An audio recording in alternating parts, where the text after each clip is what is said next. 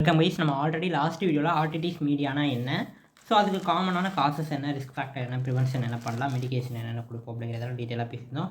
So அந்த video பார்க்காதவங்க டிஸ்கிரிப்ஷனில் லிங்க் இருக்குது, பார்த்துட்டு இந்த வீடியோக்கு வாங்க. ஓகே, இதில் நம்ம first separative acute otitis media பார்த்துருந்தோம். ஸோ இதுக்கு காரணம் பார்த்தோன்னா, நம்ம குழந்தைங்களை வந்து காதை பிடிச்சி இழுக்கிறது, அதே போல் ரொம்ப நேரம் அழுக விடுறது, அதே போல் புவர் ஸ்லிப், இதனால் வரக்கூடியதான் suppurative otitis media, acute suppurative otitis media. அடுத்ததாக சீரியஸ் ஆர்டிடிஸ் மீடியா. ஸோ இது எல்லாமே நம்ம லாஸ்ட் வீடியோவில் பார்த்துருந்தோம். ஓகே, அடுத்ததாக சீரியஸ் ஆர்டிடிஸ் மீடியா. இதை நம்ம க்ளூ ஏர் அப்படின்னு சொல்லலாம். க்ளூ ஏர். ஸோ க்ளூ அப்படிங்கிறது இந்த இடத்துல ஃப்ளூயிடை தான் க்ளூ அப்படின்னு சொல்கிறோம். கம்மை வந்து க்ளூ அப்படின்னு சொல்லுவோம் இல்லையா. ஸோ அந்த மாதிரி நம்ம மிடில் ஏரில் ஒரு சில ஃப்ளூயிட் பார்த்தோன்னா அக்குமுலேட் ஆகிக்கும். ஸோ அதை தான் க்ளூ ஏர் அப்படின்னு சொல்கிறோம். ஓகேவா. ஸோ மிடில் ஏரில் ஏர் ட்ரம்முக்கு பின்னாடி கொஞ்சம் ஸ்பேஸ் இருக்கும். அந்த ஸ்பேஸில் தான் இந்த சீரம் போய் அக்குமுலேட் ஆகுது. இதோட மெடிக்கல் டேம் பார்த்தோம் அப்படின்னா OME அப்படின்னு சொல்லுவோம். ஆர்டைட்டிஸ் மீடியா வித் எஃப்யூசன் அப்படின்னு சொல்லுவாங்க. சீரியஸ் ஆர்டிடிஸ் மீடியாவுக்கு இதுதான் மெடிக்கல் டேம். ஸோ இது பார்த்தோன்னா ஒரு இன்ஃபெக்ஷன் வந்துட்டு போனதுக்கப்புறம் இந்த க்ளூ ஏர் டெவலப் ஆகிறதுக்கு அது எப்படியான பாசிபிலிட்டிஸ் இருக்குது. இது ரொம்ப நாள் இருந்துச்சு அப்படின்னா நமக்கு ஹியரிங் ப்ராப்ளம் வரும். ஓகேவா. ஏன்னா நமக்கு நார்மலாக ஹியரிங் வரணும் அப்படின்னா ஏட்ரமுக்கு பின்னாடி இருக்கக்கூடிய ஸ்பேஸ் எம்டியாக இருந்தால் தான் ஹியரிங் நார்மலாக இருக்கும். ஓகேவா. ஸோ அங்கே தான் இஸ்டாஜியன் டியூப் இருக்கும். ஓகேவா. ஸோ அதில் வந்து ஏர், அதாவது இங்கே காதில் இருக்கக்கூடிய ப்ரெஷர் எல்லாம் பார்த்தோன்னா நமக்கு ஃபேரிங்ஸ் கூட கனெக்ட் ஆகிருக்கும். ஸோ அங்கே இங்கே ஏர் அதிகமாகும்போது நமக்கு இந்த ஏரெல்லாம் இங்கே ட்ராவல் ஆகிட்டு நமக்கு ப்ரெஷரை கம்மி பண்ணுவாங்க. ஓகேவா. ஸோ இங்கே நமக்கு ஃப்ளூயிட் அக்குமுலேட் ஆகிருக்கு அப்படிங்கிறப்ப நமக்கு ப்ரெஷர் அதிகமாகிட்டே இருக்கும். ஸோ இதனால் நமக்கு ப்ராப்ளம்ஸ் க்ரியேட் ஆகும். ஓகே, இப்போ நமக்கு இந்த இடத்துல இருக்கக்கூடிய ஃப்ளூயிடு தெரியாமல் இந்த இஸ்டாஜியன் டியூப்புக்கு போயிடுச்சு அப்படின்னா டேரெக்டாக ஃபேரிங்ஸுக்கு போயிடும்.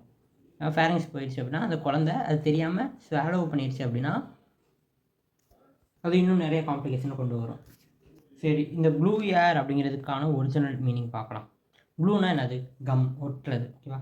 ஸோ எதனால் ஒட்டும் அப்படின்னா நமக்கு இந்த இஸ்டாஜியன் டியூப் அப்ஸ்ட்ரக்ட் ஆகிடுச்சு அப்படிங்கிறப்ப நமக்கு மிடில் ஏருக்குள்ளே ஏர் போகிறதுக்கு எந்த வழியிலையுமே வாய்ப்பு இல்லை. ஓகேவா. முன்னாடி ஏர் ட்ரம் வந்து அடைச்சிக்கும். ஸோ ஏர் போகாது. காற்று உள்ளே போகலை அப்படின்னா அந்த திசுவெலாம் பார்த்தோன்னா அப்படியே ஸ்டிக்கி ஃப்ளூயிடாக மாறிடும். ஓகேவா. ஸோ இன்ஃபெக்ஷனும் ஆல்ரெடி இருக்கனால அப்படியே ஸ்டிக்காக மாறி அப்படியே ஒட்டிக்கும். ஓகேவா. ஸோ அதனால தான் இதை ப்ளூ ஏர் அப்படின்னு சொல்கிறோம். ஓகே, இதோட சிம்டம்ஸ்லாம் பார்த்தோன்னா ஆரம்பத்தில் இன்சிடியஸ் அப்படின்னா கிளியர் இருக்காது. கரெக்டாக நம்ம புரிஞ்சிக்கவே முடியாது. அந்த மாதிரியான சிம்டம்ஸ் தான் ஆரம்பத்தில் கொடுக்கும். ஏன் அப்படின்னா இது ஒரு லாங் லாஸ்டிங் கண்டிஷன் அப்படின்னு சொல்லலாம். கிட்டத்தட்ட 3 months அளவுக்கு இது இருக்கும். ஸோ மேஜர் சிஸ்டமாக பார்த்தோம் அப்படின்னா எக்கோ சிஸ்டம்னு சொல்லிட்டேன். எக்கோ, நம்மளுடைய வாய்ஸ் நமக்கே எக்கோ கேட்கும். அடுத்ததாக ஒட்டால்ஜியா அப்படிங்கிறது இயர் பெயினோட மெடிக்கல் டேம்.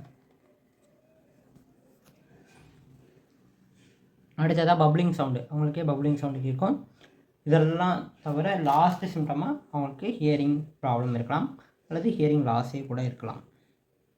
ஓகேப்பா, இதுக்கு என்னப்பா ட்ரீட்மெண்ட் அப்படின்னு கேட்டிங்கன்னா கார்டிகோஸ்டீராய்டு ட்ரக்ஸ் கொடுப்பாங்க. கார்டிகோஸ்டீராய்ட்ஸ் யூஸ் பண்ணுவாங்க. அதே போல் ஆன்டிஹிஸ்டமிக் நேசல் ஸ்ப்ரே. ஓகேவா.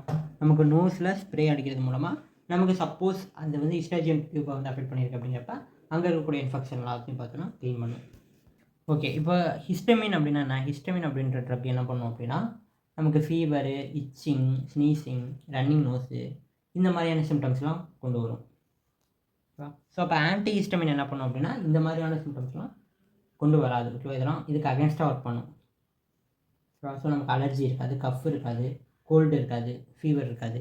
இதுக்கெல்லாம் அகேன்ஸ்டாக ஒர்க் பண்ணுறது தான் ஆன்டி ஹிஸ்டமின் ட்ரக்ஸ். ஓகேவா. ஸோ இது இல்லாமல் செவிங் கம் கொடுக்கலாம். ஓகேவா. மின்னுக்கிட்டே இருக்க மாதிரியான கம்மு, அதே போல் ப்ளோ பண்ணுறதுக்கு பலூன்ஸு. ஸோ இதெல்லாம் கொடுத்து நம்ம இந்த சீரியஸ் ஆர்டிடிஸ் மீடியாவை நம்ம ஓரளவுக்கு க்யூர் பண்ண முடியும். Blowing balloons.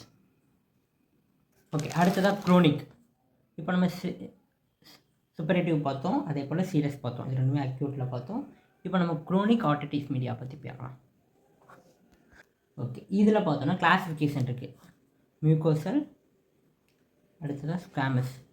எபித்தீலியத்தில் ஸ்குவாமஸ் அப்படின்னு ஒரு லேயர் இருக்குது. ஓகேவா.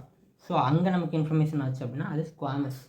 அதே போல் மியூக்கசல் லேயரில் நமக்கு இன்ஃபர்மேஷன் ஆகுது அப்படின்னா அது மியூக்கசல் ஆர்டிடிஸ் மீடியா. ஓகேவா.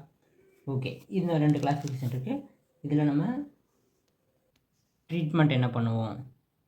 இந்த லேயரில் நமக்கு ரொம்ப நாளாக பார்த்தோன்னா இன்ஃபெக்ஷன் இருந்து இன்ஃப்ளமேஷன் ஆயிடுச்சுப்பா.